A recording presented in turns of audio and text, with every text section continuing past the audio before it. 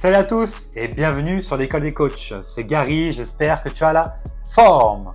La base quand quelqu'un demande ton tarif, c'est de ne pas le donner.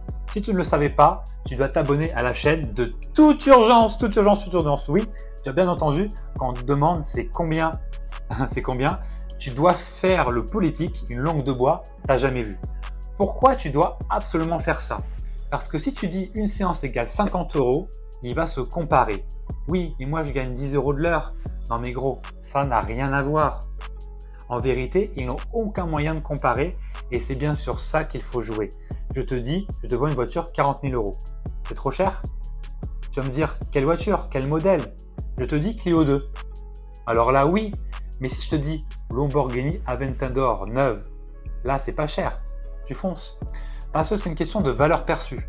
La Lambo a une meilleure valeur perçue à ton égard, donc son prix qui est très haut dans ta tête, plus de 200 000 €. Si là je te le fais à 40K, tu vas trouver l'argent, je m'inquiète pas.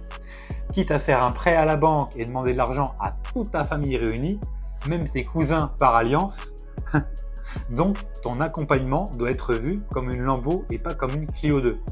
Des coachs de mon équipe n'avaient pas compris ça à l'époque et disaient même le prix au téléphone.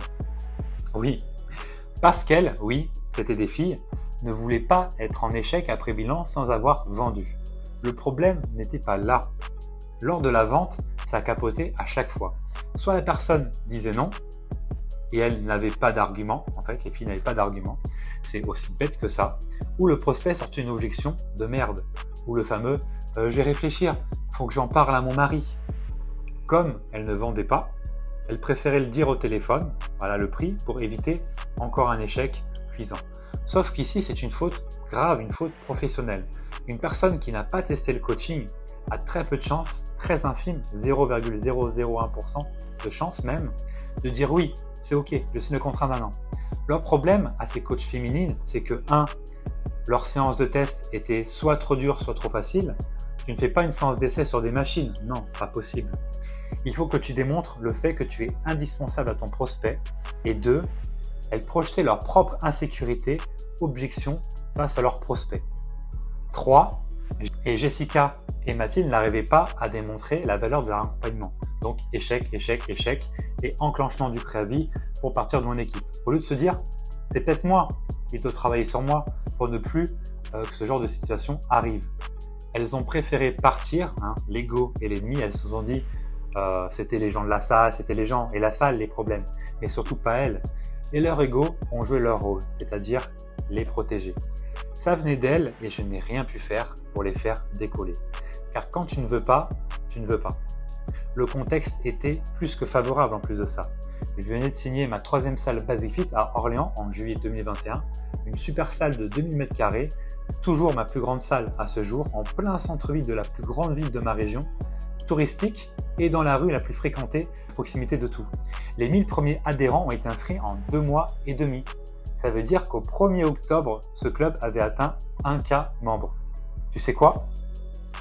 En plus, chose rare, 50% d'entre eux s'étaient inscrits directement en salle de sport. Ça veut dire que mes coachs, à ce moment-là, à l'ouverture, si elles avaient été présentes, souriantes, elles auraient fait fureur. Elles auraient pété le CA. Elles auraient pété le chiffre d'affaires. Elles seraient sûrement encore avec moi aujourd'hui d'ailleurs. On dit souvent, dans le milieu du fitness, en plus de ça, quand tu as une coach femme dans ta salle, c'est gagné. Alors oui, sur le papier, en théorie, mais quand tu attends que le temps passe derrière l'accueil, derrière le comptoir, non, absolument pas. Quand on ne t'a pas éduqué à faire le premier pas, non plus. Quand tu n'as pas la tchatche ou la capacité à rebondir, non plus. Tu peux être au bon endroit, ce qui était le cas, pour exprimer tes talents de coach, mais ne pas t'en rendre compte. Elles m'ont fait perdre cette ouverture de salle en grande pompe. Oui, il n'y aura pas de ouverture de cette salle. Mais j'en ai appris davantage sur le recrutement et j'ai aiguisé mes critères. Donc soit je gagne, soit j'apprends, pour cette fameuse citation très connue. C'est important pour moi de t'expliquer cette notion de valeur perçue par un exemple concret de ce qui m'est arrivé. En bref, il faut dire au tel, par mail, au SMS, que c'est impossible de donner un prix car tu ne connais pas la personne et c'est pas quelques mots collés l'un après l'autre sur un ou deux messages qui feront la différence. Tu n'as pas évalué le niveau physique, la faisabilité de l'objectif, sa motivation à réussir. C'est pour cela que tu dois proposer un bilan pour plus connaître la personne et lui proposer un accompagnement adéquat, suivant les problématiques dont elle t'a parlé. N'oublie jamais qu'en tant que coach sportif, tu as la solution, toujours la solution au problème. Donc enfile ta cape de super-héros et crois en toi. Toute une question de confiance en soi dans la vie et encore plus dans le coaching. Voilà, j'espère que je t'ai aidé. Je te dis à bientôt dans une nouvelle vidéo. Mais avant de partir, réserve ton audit parce que je pense que tu en as grandement besoin. Donc c'est les premiers liens en description.